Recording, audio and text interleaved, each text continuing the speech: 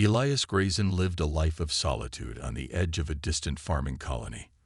The planet, known as Vestalis IV, was a quiet place, dotted with rolling fields, dense forests, and skies that seemed to stretch forever. For Elias, it was the perfect retreat after decades of service as an engineer aboard massive galactic fleets. Now, in his later years, he found peace in repairing old machines, tending to his modest farm, and listening to the songs of the alien birds that nested in the tall trees nearby. Despite the serenity of Vestalis IV, loneliness often crept into Elias's days. His wife had passed away many years ago, and he had no children. His only companions were the machines he fixed and a rusty old droid named Hopper that acted more like a clumsy assistant than anything else. Even so, Elias had learned to accept the quiet. But the quiet was shattered one starry night when an explosion lit up the horizon like a second sun. The ground trembled faintly, and Elias stepped out onto his porch, squinting at the distant glow. His heart sank. Crashes on this side of the colony were rare, but when they happened, they often brought trouble. Grabbing his old plasma rifle, a relic of his days in the fleet, Elias hopped onto his hovercart and set off toward the source of the crash. The vehicle hummed as it glided over the uneven terrain. As he approached, the acrid smell of burning metal filled the air. In the middle of a charred clearing lay a mangled alien ship, its sleek design broken and smoking. Sparks flew from its engines, and pieces of the hull had scattered across the area. Elias parked the hovercart and approached cautiously, his rifle at the ready. "Anyone alive in there?" he called out, his voice gruff but steady. The only response was the faint crackling of flames and the occasional pop of an electrical circuit. Elias hesitated before stepping closer. The ship's outer doors were bent and sealed tight, but through a shattered viewport, he glimpsed something that made his breath catch. Inside the wreckage were 3 stasis pods, glowing faintly. The figures within were unmistakably alien. Delicate forms with shimmering skin tones and unique otherworldly features. From the looks of it, they were young, though not children. Their pods were scared but intact, and a quick glance told Elias that the ship's life support was failing fast. Elias didn't have time to think. Years of training kicked in as he climbed into the wreckage and pried open the first pod. The alien within was a tall, silver-skinned girl with intricate markings running down her arms. Her chest rose and fell weakly as the stasis field deactivated. The second and third pods contained a shorter girl with soft blue skin and glowing eyes, and a petite one with violet hair and a curious energy even in unconsciousness. "They'll never survive out here," Elias muttered, glancing at the rising smoke. The ship wouldn't hold much longer, and whoever, or whatever, had caused this crash could still be nearby. Using an old emergency stretcher from his hovercart, Elias loaded the unconscious aliens one by one. It was slow, painstaking work, and by the time he was done, sweat dripped from his brow. He secured them and drove back to his farm as quickly as the cart would allow. Once home, Elias worked tirelessly to create a makeshift infirmary in his barn. His hands moved with practiced precision as he set up oxygen tanks, rigged together medical equipment, and monitored the aliens' vital signs. Their bodies were strange, unlike anything he'd worked with before, but he trusted his instincts and the few tools he had on hand. The hours dragged on, and dawn broke over Vestalis IV, painting the skies in hues of gold and pink. Elias slumped into a chair, exhaustion weighing on him. The aliens were stable for now, but questions swirled in his mind. Who were they? Why had their ship crashed? And perhaps most troubling of all, would someone come looking for them? As the first of the alien girls stirred, her luminous eyes fluttering open, Elias straightened in his chair. The peaceful life he'd known was gone. Whatever lay ahead, he knew one thing for sure. He couldn't turn his back on them now. The first alien girl to awaken was Zara. Her silver skin shimmered in the dim light of Elias's barn, and her eyes, a deep shade of violet, blinked slowly as she adjusted to the unfamiliar surroundings. She seemed confused at first, her gaze darting around the room, but then her eyes locked onto Elias. Despite the language barrier, the gratitude was clear in her expression. "You're safe now," Elias said softly, though he wasn't sure if she understood. His voice was comforting, but his words felt inadequate. Zahra's lips parted, but no words came out. Instead, she reached up with shaky hands to touch her face, feeling the softness of her skin. She seemed overwhelmed, unsure of what to do or where to begin. Elias sat nearby, watching her carefully. He could tell she was still weak, her energy drained from the crash and the stasis pod. The two of them sat in silence for a few moments. Elias wondered if she had even seen the wreckage of her ship, or if she had been unconscious the entire time. At last, she spoke, her voice soft but clear. Where am I?" Elias smiled slightly. "You're on Vestalis, IV. It's a quiet planet, far from the galactic hustle. You're safe here."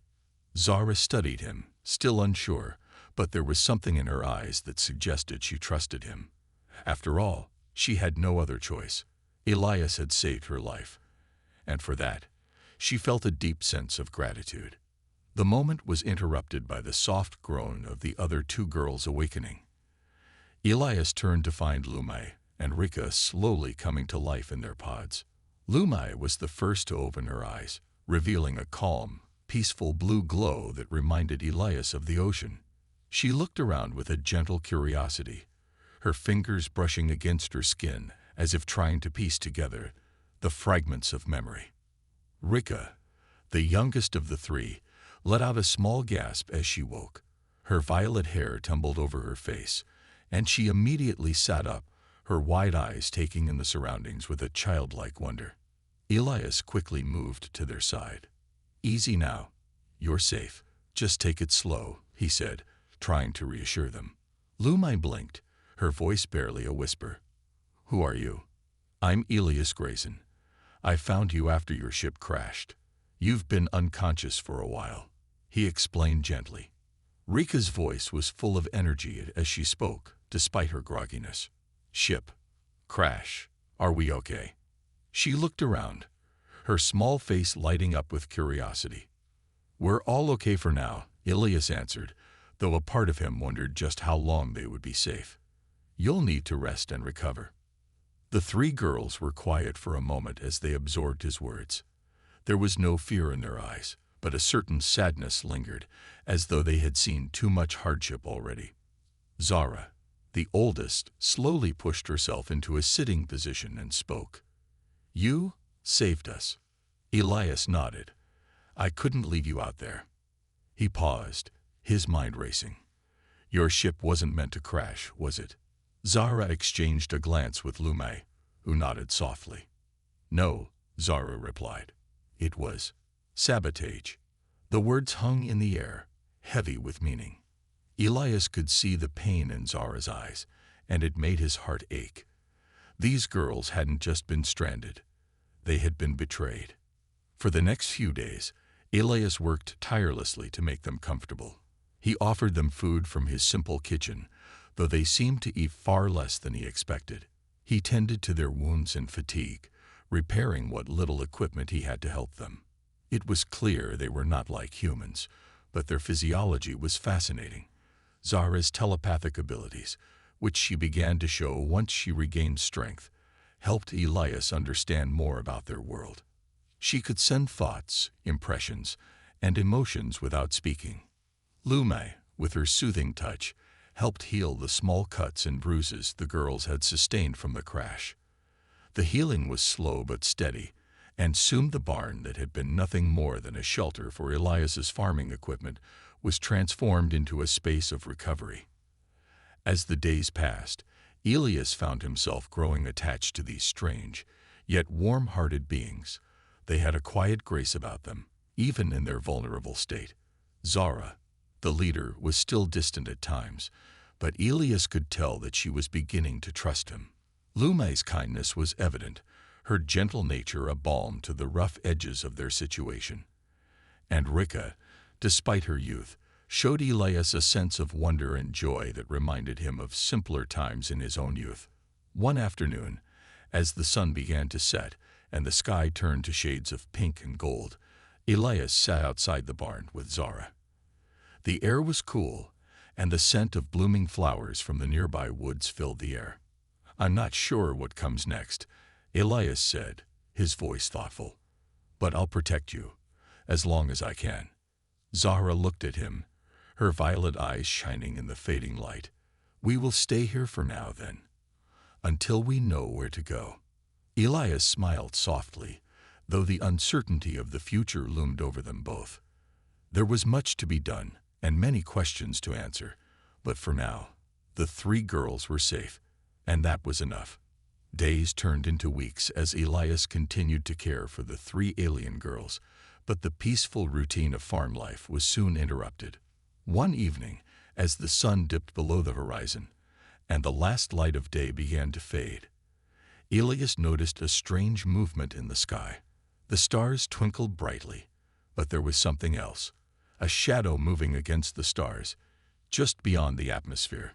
Elias frowned and stepped outside the barn, squinting up at the sky. He had lived on Vestalis IV long enough to know when something wasn't right. His eyes narrowed as he watched the shadow grow larger, and his instincts told him that it wasn't a natural phenomenon. This wasn't just a passing ship. It was something much closer. Zara, who had grown stronger since her recovery, appeared beside him. She didn't need to ask what he was looking at.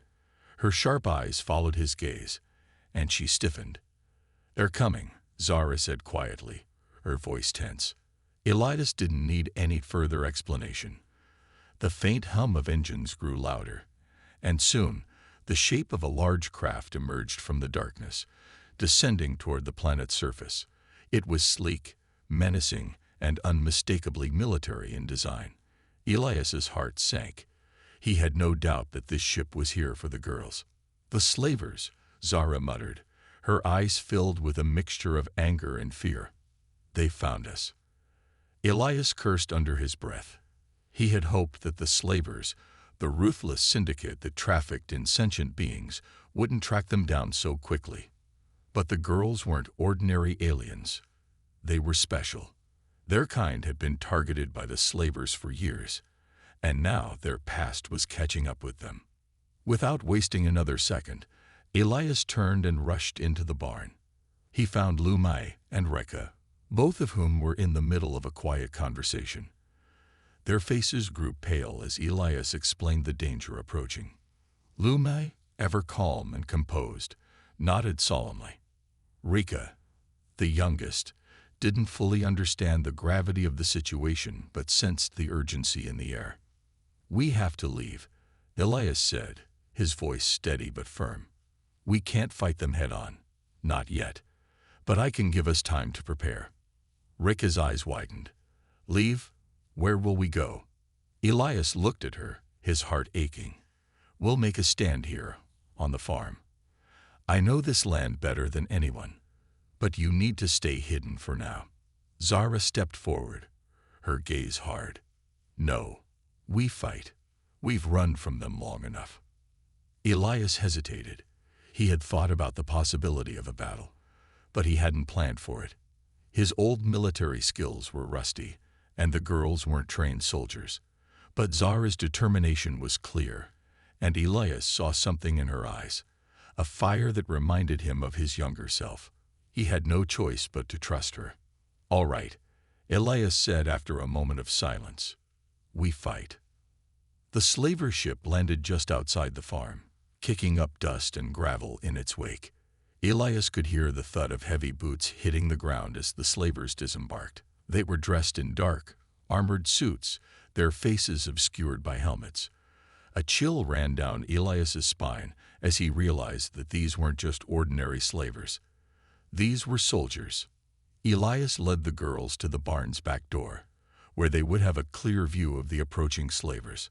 Zara and Lumai quickly began scanning the area, assessing the landscape for any advantage they could find. Rekka, though nervous, followed their lead. She was small but quick, and Elias knew she would be useful in a tight spot.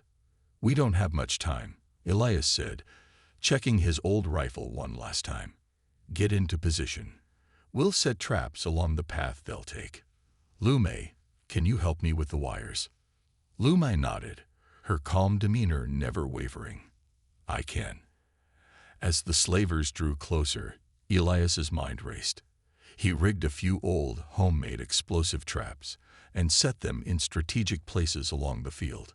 Zara, using her telepathic abilities, created a field of false impressions, making the approaching soldiers think there were more of them than there really were. Elias smiled a little at how well Zara could manipulate their senses. It was a clever distraction. Rika, though young, had a keen sense of danger. She followed Elias's instructions quickly, setting small energy traps in key areas. Her hands glowed with a soft blue light as she worked, and Elias marveled at her potential. The first wave of slavers reached the farm's perimeter, and Elias held his breath. The soldiers stepped into one of the explosive zones, and in a burst of smoke and sparks, they were caught in the trap. The ground shook as Elias grabbed the rifle and fired on the second group, his aim steady and precise.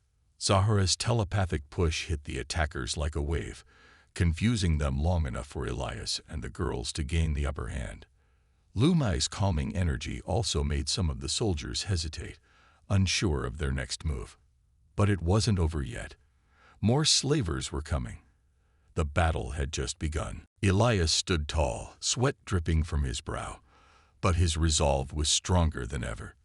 The fight for their freedom had started, and he wouldn't back down. The fight continued through the night, the farm becoming a battlefield of dust and flashing lights. Elias and the girls managed to hold their ground, using the environment to their advantage.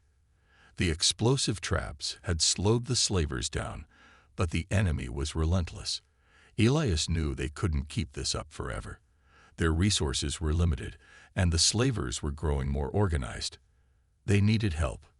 "Enough of this," Elias muttered as he ducked behind a pile of crates, the sound of gunfire echoing in his ears. He pulled out a small communication device from his pocket, a relic from his time in the fleet. It was old, but it worked. He hesitated, then activated it, sending a distress signal to the nearest Galactic Authority outpost. The device buzzed for a moment, and then a crackling voice came through. "This is Captain Jorik of the Galactic Defense Fleet. How may I assist you?" Elias's heart skipped. It wasn't much, but it was something. He took a deep breath, trying to keep his voice steady. "I'm Elias Grayson, on Vestalis IV. I need help.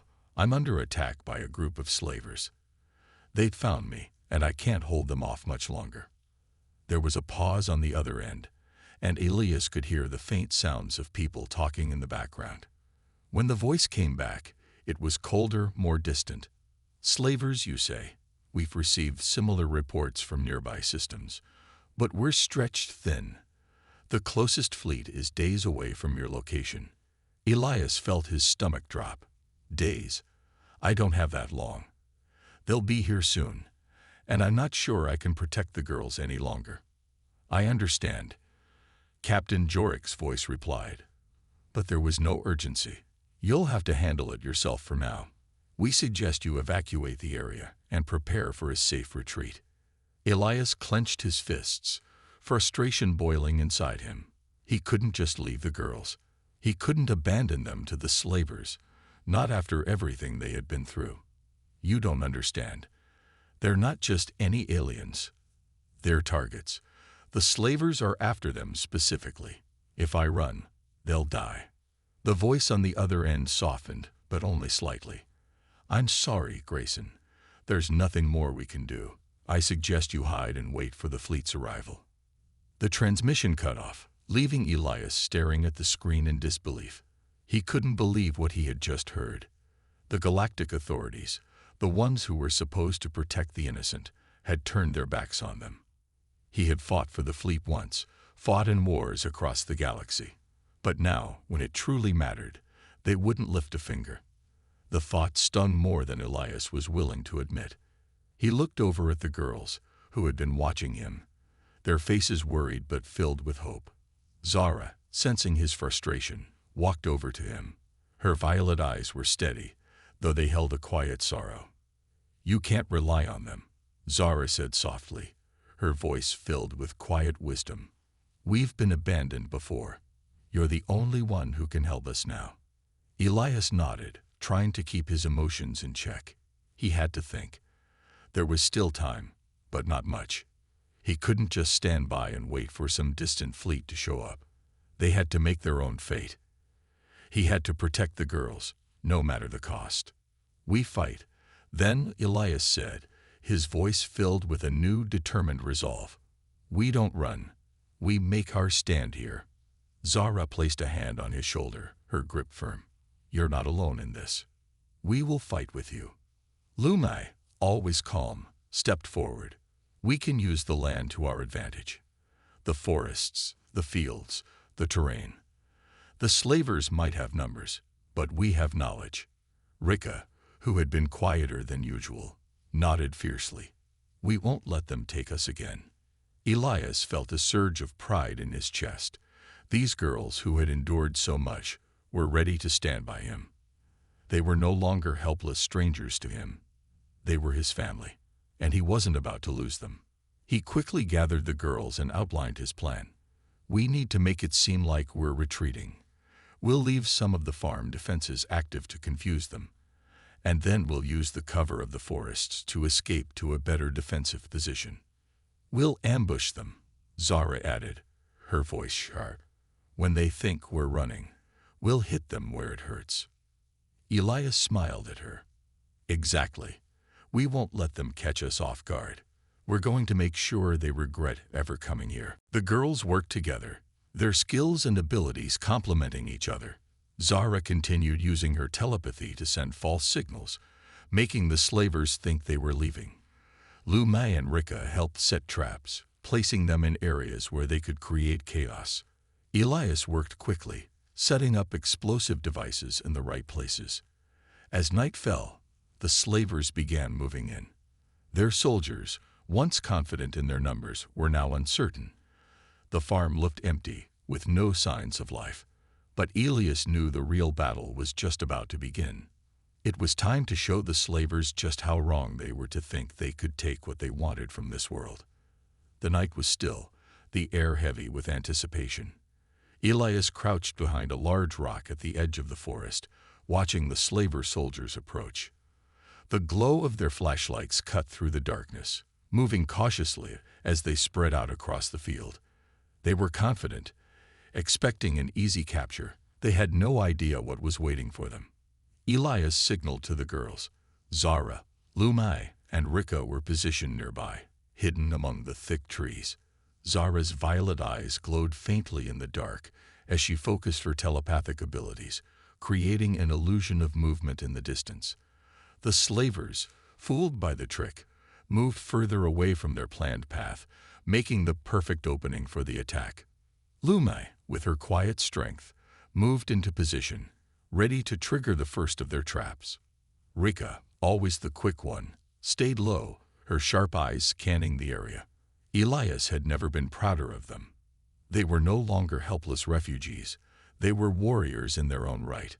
Elias gave the signal, and Lumai set the first trap. A low hum filled the air as a series of small charges activated, sending a blast of dirt and debris toward the slavers. They scattered in confusion, but before they could regroup, Zara unleashed her power. Her telepathic push sent a wave of disorienting emotions toward the slavers: fear, confusion, and a sense of overwhelming dread. The soldiers faltered, unsure of what was happening. "Now," Elias shouted. In an instant, the girls sprang into action. Lumai moved swiftly, her calming aura creating an unexpected barrier for the slavers, causing them to hesitate and second-guess their next moves. She used the terrain to her advantage, her graceful movements sending the slavers stumbling over their own feet as they tried to regroup. Rika, with her quick reflexes, darted from one position to the next, setting off more traps as she went. The slavers, once confident in their pursuit, now found themselves stumbling into snares and electrical barriers. Elias couldn't help but smile. The battle was on their terms now. Despite the chaos, Elias kept his focus. His rifle was steady in his hands as he fired at any soldier who tried to advance too quickly. The sound of blaster fire echoed through the night, but Elias felt calm. He had the advantage of knowing the land. And now, with the girl's help, he had the upper hand. The slavers, now disoriented and under attack from all sides, began to retreat in confusion. But their leader, a tall, broad-shouldered man with a scar running down his cheek, barked orders. "Regroup. Hold your position." Elias's heart pounded as he watched the soldiers rally. The leader wasn't going to give up easily. Elias could see the determination in his eyes. He knew they had to finish this quickly before the slavers regained their composure. "Zara," Elias called. "Can you push them further back?" Zara nodded, her concentration deepening. She extended her arms, and Elias could feel the energy in the air shift. The slavers were suddenly hit with a wave of intense fear, uncontrollable, primal fear. It was like a wave crashing over them. And the soldiers began to retreat, their fear overwhelming their sense of duty. "Keep pushing," Elias urged, and Zara complied, intensifying the pressure on the slavers' minds. With each passing moment, the slavers faltered more, their formation breaking down. Some soldiers dropped their weapons and fled into the night, while others huddled together, trying to protect themselves from the invisible force. The battle was turning in their favor. Elias gave a quick nod to Lume, who signaled Reka. The two of them moved together, setting the final traps in key areas. They were ready to deliver the final blow. Just as the slavers' leader seemed ready to call for reinforcements, a blinding light filled the sky. A signal flare shot into the air, illuminating the battlefield. The slavers stopped, momentarily distracted. Elias cursed under his breath. Reinforcements were arriving faster than he had expected. "We don't have much time," Elias said, his voice tight with urgency. "We need to finish this now." Zara, still pushing her telepathic force, nodded. "We'll hold them. You take out the leader." Elias's heart raced, but there was no turning back. He was ready. He had to be. He moved carefully, staying low to the ground, his rifle in hand. The leader of the slavers was a few meters away, barking orders at his panicked soldiers. Elias knew this was his chance. With a deep breath, he aimed carefully, his finger tightening on the trigger. A single shot rang out through the night, echoing in the silence. The slaver leader collapsed to the ground with a grunt, the blaster wound in his chest sending him crashing to the earth.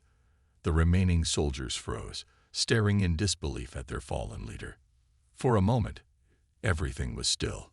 Then, with Zara's final push, the remaining slavers scattered. One by one, they turned and ran, fleeing into the darkness, unsure of what they had just encountered. The girls had succeeded in pushing them back, and Elias's shot had delivered the final blow. The battle was won. Breathing heavily, Elias dropped to his knees, exhausted but relieved. He looked over at Zara, Lume, and Rika, who were all breathing hard but smiling. They had done it. They had fought and won against overwhelming odds. Elias knew, without a doubt, that they had become something more than just survivors. They were a team, a family. "We did it," Elias said, his voice hoarse. "We won." Zara walked over to him, her violet eyes bright with pride. "Yes, we did. And we'll keep winning." For the first time in a long while, Elias felt the weight of his past lift. It wasn't over yet, but they had proven something important. They were not helpless. Together, they were stronger than anything the galaxy could throw at them. And with that, they turned toward the next challenge, ready for whatever came next. The early morning light filtered through the trees as the dust from the battle began to settle. The slavers had been driven off. Some of them had fled into the forests. Others lay unconscious or wounded on the field. Elias stood among the aftermath, his body aching but his mind clear. The first rays of the sun seemed to offer some kind of peace, a moment of calm after the storm. Zara, Lumai, and Rika stood nearby, their faces a mixture of exhaustion and satisfaction. The battle had been intense, but they had done what they needed to. They had fought for their freedom, and won. Elias couldn't help but feel a surge of pride. These girls, once lost and afraid, had become true warriors. "We did it," Rika said, her voice still a little shaky but filled with pride. "We actually did it." Lumai smiled softly, her calm demeanor unwavering despite the chaos they had just survived. "We worked together," she said, "and that's what made the difference." Zara, always the one to focus on the bigger picture, looked out over the field, her expression thoughtful. "It's not over yet. There will be more slavers, more threats. They'll regroup and try again." Elias knew she was right. This victory, while important, was only a temporary one. The slavers would not forget what had happened here. But for now, they had a brief window of peace, and that was something worth holding on to. "We need to keep moving," Elias said, his voice steady. "We've got a small lead, but we can't let our guard down. We'll head to the hills just north of here. It's a good place to regroup and plan." The girls nodded in agreement, their faces set with determination. They had no intention of letting their hard-won victory slip away. Elias knew they would fight to protect each other, no matter the cost. As they made their way north, the landscape of Vestalis IV stretched out before them. The planet was rugged, with rolling hills, dense forests, and towering cliffs that provided natural defenses. Elias had grown up here, and he knew the land well. It was a place of beauty, but also a place of danger. The slavers knew the value of what they were after, and Elias couldn't afford to underestimate them. They found a quiet spot near a small stream, hidden from view, but with a clear line of sight to any potential threats. It was an ideal place to rest and plan their next move. Elias sat down on a large rock, taking a moment to catch his breath. His body ached, but the adrenaline from the fight still buzzed in his veins. "We should rest for a while," Lumai said, sensing his weariness. "We need to regain our strength." Elias nodded. "You're right, but we can't stay here too long. If the slavers regroup and get reinforcements, they'll come looking for us." Zara stepped forward, her eyes scanning the horizon. "We'll be ready. We can't afford to let our guard down." The girls made themselves comfortable, gathering what little supplies they had. Elias watched them for a moment, his thoughts wandering. He thought about the life he had led before this, before the girls had appeared on his doorstep, before the slavers had started their hunt. It seemed like a lifetime ago, but in truth, it had only been a few short weeks. In that time, everything had changed. He had gone from a man living in isolation, haunted by his past, to a protector of those who had no one else. The girls had brought new purpose into his life, and in return, he had given them the chance to survive and be free. It wasn't the life he had expected, but it was one he was beginning to cherish. He wasn't alone anymore. The sound of water trickling nearby brought Elias back to the present. He looked over at Zara, who had sat down on a rock by the stream, her eyes distant but peaceful. It was rare to see her so calm. Usually she was on edge, her mind always working, always thinking ahead. "Zara," Elias said, walking over to her. "What's on your mind?" Zara didn't answer immediately. She stared into the flowing water, her expression unreadable. Finally, she looked up at him, her violet eyes filled with a quiet intensity. "I'm thinking about what happens next. The slavers won't stop looking for us. We can't stay hidden forever." Elias understood what she meant. The slavers would continue their pursuit, but hiding wasn't the answer. They needed to find a way to stop them once and for all. "We'll have to take the fight to them," Elias said, his voice steady. "We can't just keep running. We need to make them pay for everything they've done." Zara's gaze softened, and she nodded slowly. "I agree. But we can't do it alone. We need allies, people who will stand with us. Elias sighed, rubbing his hand through his hair. I was hoping the galactic authorities would help us, but they turned their backs on us. We can't rely on them anymore. We'll have to find our own way. Lu Mei joined them by the stream, her calm presence a welcome relief. There are other ways, she said quietly. Other people who might help us. We just have to know where to look. Elias looked at the girls, their faces determined and full of hope. For a moment, he felt the weight of the world on his shoulders. But looking at them, he knew that as long as they were together, they had a chance. All right, Elias said, standing up. We'll find our allies. We'll stop the slavers, once and for all. As they began to prepare for the next phase of their journey, Elias couldn't shake the feeling that they were being watched.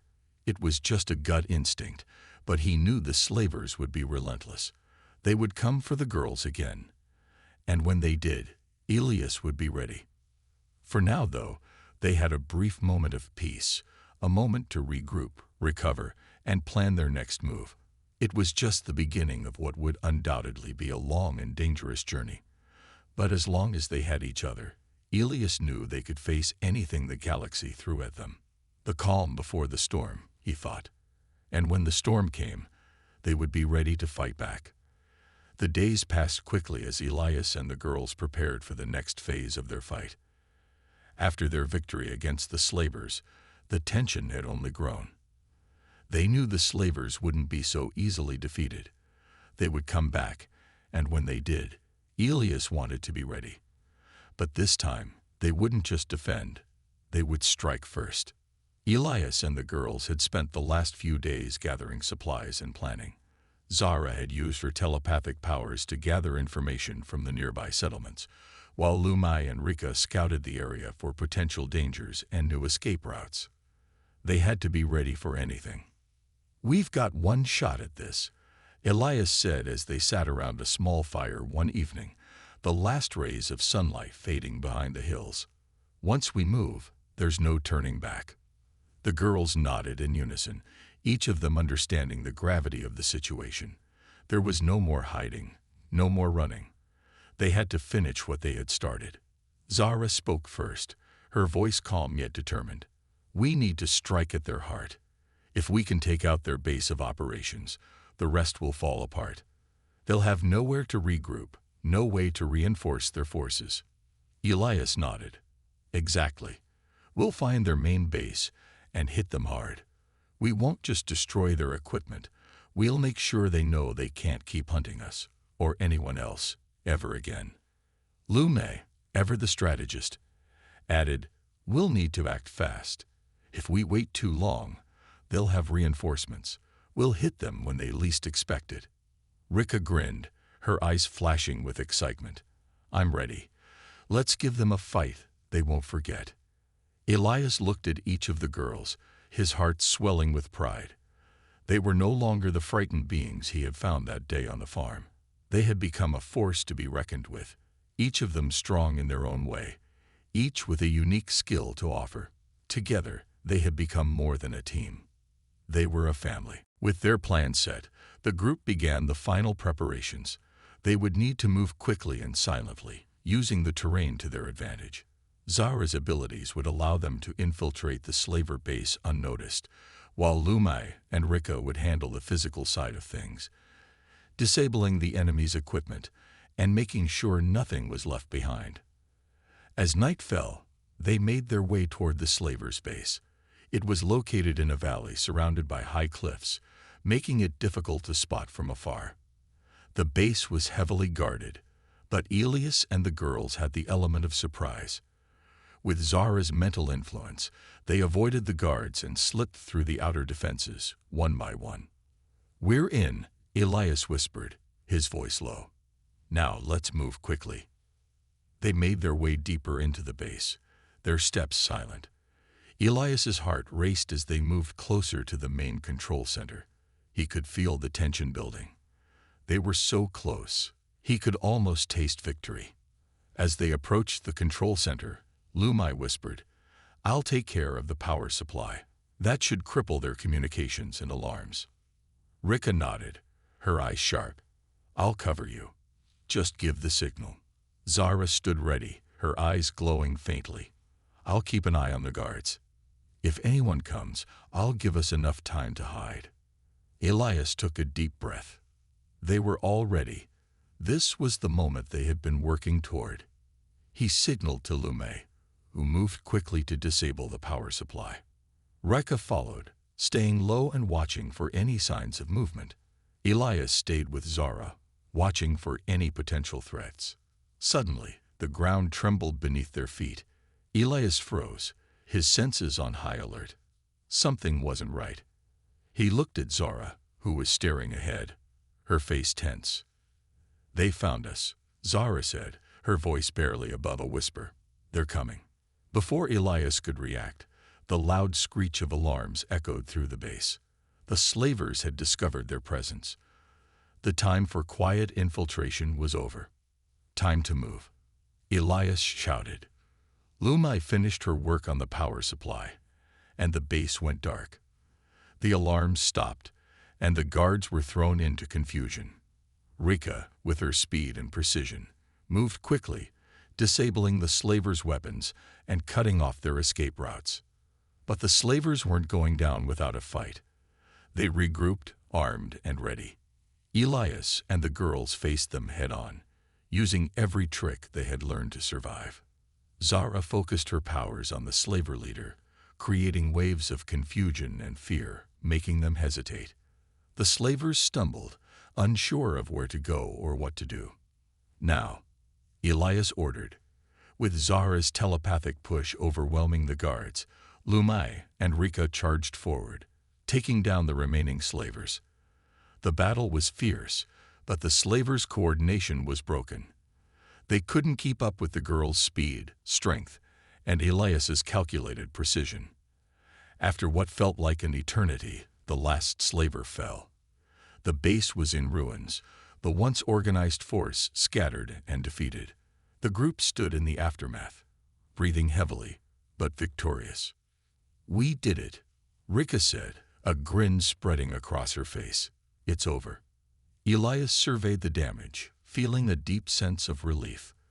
The threat was over, and the slavers would never hurt anyone again. Zara stepped forward, her eyes soft. "We're free." Elias nodded, looking at the girls. "We're free, and it's all because we fought together."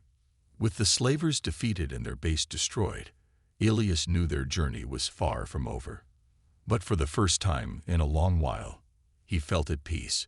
They had faced down the darkest parts of the galaxy and come out stronger on the other side. And whatever came next, they would face it as one, united, unstoppable, and ready for anything.